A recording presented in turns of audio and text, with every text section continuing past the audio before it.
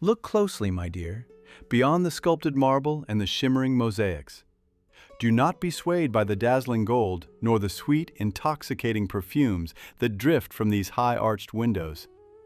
Do you truly believe this is paradise? A fool's dream, perhaps. For within these gilded walls, where even the sun's rays seem to struggle, a different kind of truth unfolds, a darker, more intricate reality than any courtier whispers of. This is no haven, but a labyrinth woven from threads of silk and shadow. Every whispered word here can become a swift, merciless verdict. Every soft smile, a honed blade disguised as welcome. The air itself is heavy, thick with the scent of jasmine, and the palpable weight of fear that clings to the ornate tapestries, seeps into the very stones beneath our feet. Here, behind the massive, carved doors of solid cedar and bronze, the true game commences. A brutal, elegant dance of survival, orchestrated by women who understand power better than most men. On the line? Not merely the Sultan's fleeting affection, a prize as fickle as the desert wind, but the very essence of life itself. The future of a dynasty, the continuation of a sacred bloodline, all balanced precariously on the edge of a single breath. They believed their clandestine intrigues were shrouded in impenetrable silence, that their tears, their desperate breaths, their silent screams were lost to the vast, echoing emptiness of these chambers. But these walls, these walls remember. They bear witness to every betrayal, every drop of poison meticulously hidden in a porcelain cup of sherbet, every desperate pact sealed with a lie. I have stood here, a ghost, a shadow among shadows, glimpsing what even the most audacious eunuchs, those silent guardians, dared not behold. The unseen currents of a cruel, beautiful world, where ambition is a currency and vulnerability a death sentence. Pay heed, for the true terror of the harem is not in its visible chains, but in the golden promise it whispers before it inevitably devours. The air here, behind these gilded walls, is thick with jasmine and ambition, a sweet poison. You think this is paradise, a garden of earthly delights?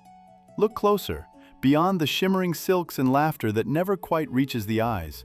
This is no Eden.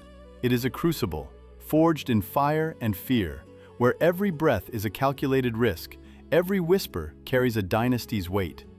Here, in the Sultan's chamber, even dust motes hold secrets. Nothing is accidental. An embroidered silk scarf, dropped with a sigh too long, a tilted head, a lowered gaze, a nod so subtle it could be a trick of light, yet it signals alliances or betrayals that drown men in blood. A silver sherbet goblet, placed by a lingering hand, a subtle shift in serving order. These are not mere courtesies, they are declarations, prophecies. Each gesture, each oversight is a thread in the tapestry of power, meticulously woven or savagely torn. Consider the women, these pearls of the harem. Their gentle grace is no weakness. No mere concubines vying for affection, they are generals, cloaked in brocade and diamonds, commanding armies of whispers and veiled glances. Their battlefield, this court, a labyrinth of marble and shadow. Their weapons, not steel, but intrigues, sharp as any Damascus blade. Their shields? Beauty, yes, a potent allure that disarms kings, but also intellect, a sharp mind that outmaneuvers the most seasoned vizier. Luxury, you see, is not just comfort. It is a gilded cage, a trap woven from gold and jewels. It blinds, seduces, isolates. And silence? Silence. That is the most fearsome weapon. The unspoken threat, the knowing glance, the secret pact sealed without a word. It builds walls higher than any fortress, protecting deadly intentions. It can condemn a rival to oblivion with a single, unvoiced command. This silent warfare, waged with elegant cruelty, is the very heartbeat of this place. And the children. Each boy born into this world of silk and shadow is not just hope. He is a continuation of the sacred bloodline. He is a target, a living crown. From the moment he draws his first breath, his life is a prize, coveted by every woman who dreams of wielding power through him. A mother, then, is more than protector. She is a warrior, bound by a primal oath. If she falters, if she hesitates, if she is not ready to defend her son's life, his future, her own until her last, ragged breath, then she is already doomed, and he with her. For in this paradise, the price of blood is paid by all. The air itself seemed to hold its breath as the last sliver of twilight surrendered to the moon's cold, indifferent gaze.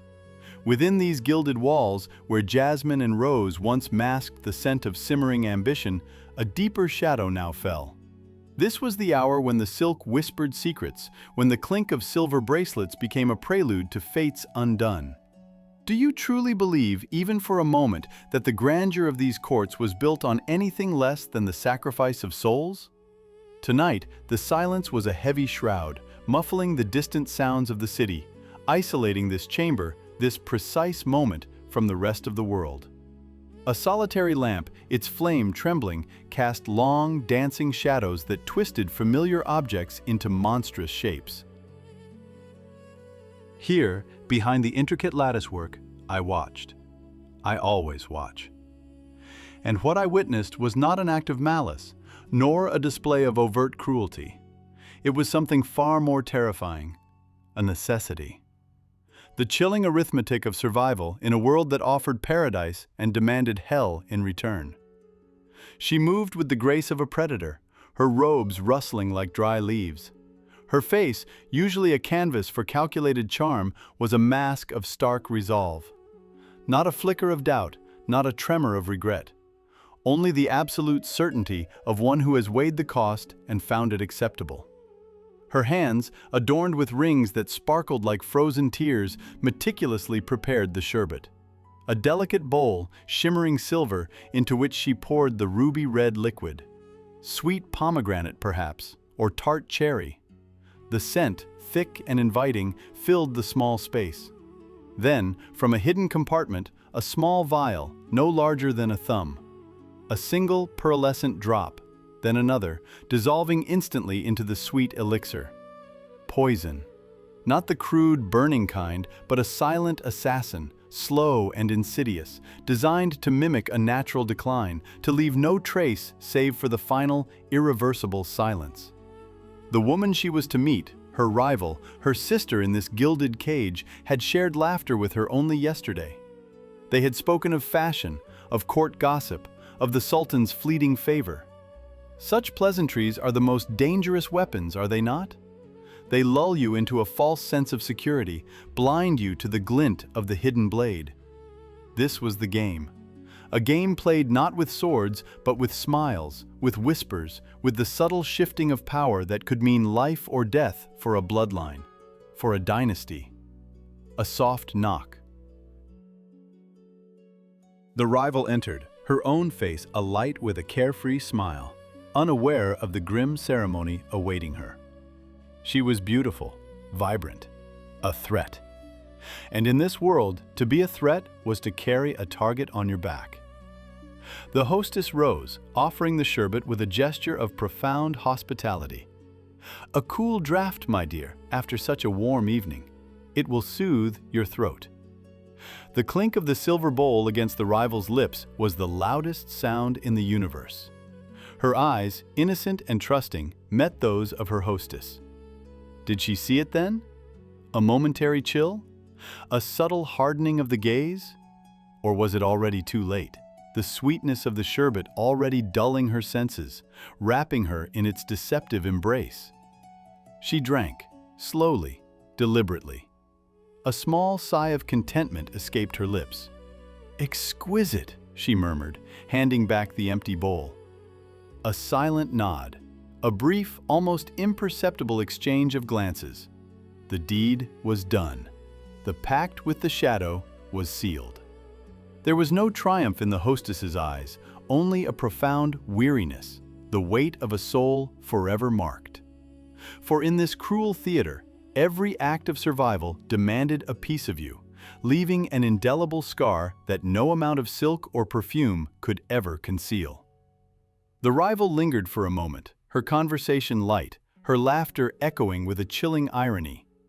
Then she departed, leaving the hostess alone with the empty bowl and the encroaching silence. The moon, now high above, bathed the chamber in a pale, spectral light, illuminating the ghost of a choice, a decision born of absolute necessity. This moment, this silent battle, this poison in the sherbet, would never be etched in the grand annals of history. But its repercussions, its ripple through the dynasty, would be felt for generations. For in these palaces, behind the exquisite tapestries and the serene facades, betrayal was merely another tool, and the price of tomorrow was often the soul of today. And sometimes one must simply embrace the darkness to survive the dawn. Did they truly believe, those women who clawed their way to the summit, that victory would bring peace? A quiet reign where the scent of jasmine replaced the stench of fear? No, it brought only a gilded cage, heavier than any iron. For in these walls, a crown is not a comfort, it is a weight. A heavy, suffocating thing that presses down day by relentless day. The whispers, my friends, never truly cease. They merely change their tune. Every rustle of silk, every fleeting shadow cast by the lanterns held the potential for a new plot, a hidden poison. The very air, once fragrant with exotic oils, now felt thick with unsaid threats. Their eyes, once bright with ambition, now darted, restless, searching for the telltale sign of betrayal. Look closely, past the coal and the paint. See the lines etched by sleepless nights, the ghost of fear behind their eyes. Their beauty, a weapon once so potent, now seems a fragile mask, barely concealing the toll of endless vigilance. Their hearts, once tender, now beat with the rhythm of stone, honed by the constant, unforgiving grind of this world. And their children, oh, their sons, the precious fruit of the bloodline, the very future of the dynasty, became their most exquisite torture. A son, a strength, yes, but also a target, a weakness to be exploited, a pawn in the merciless game. Brother against brother, yes, but even more chilling, a mother standing alone against the world, against the very currents of the dynasty she was sworn to uphold. For the love that binds, in these walls, can also be twisted into the most terrible weapon. A mother, a queen, forced to choose between her heart and the cold, brutal survival of her name, the preservation of her lineage. This is the truth of the harem, dear watcher. Not paradise, but a cage of gold. A realm where victory brings not rest, but an even deeper paranoia. A silence more terrifying than any scream. The price of power is paid in blood, yes, but also in the slow, agonizing erosion of the soul. A legacy of shadow, where every breath is a calculated risk, every smile a potential lie. You see these walls? They have witnessed 1,000 whispered prayers, 1,000,000 silent tears. The harem, my friends, was never merely a gilded cage. It was the pulsing heart of this vast empire. A hidden kitchen where the most exquisite and most poisonous political dishes were prepared. Here, beneath silk and perfumed air, the true Game of Thrones was played. Not with swords, but with wits, with whispers, with the potent threat of a rival's smile. These women, they were not victims nor villains. They were archetypes of survival, each a queen in her own right, fighting for her place, for her son's future, for the very survival of her bloodline. Their ambition, born of desperation and fierce love, forged a silent power that reshaped dynasties.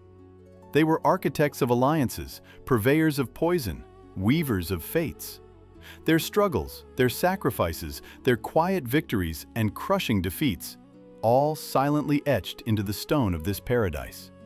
What now, I ask you, of a paradise where every dawn could bring a new threat, every sunset a fresh fear, where a gown's rustle might conceal a dagger, a sweet confection, a fatal secret? Their shadows, cast long by flickering lamps of ages past, still linger here. They serve as an eternal lesson, a chilling reminder. Behind the greatest luxury, the most opulent splendor, always lurks the greatest terror. The silence here is heavy, burdened with centuries of untold stories of the dynasty's darkest truths.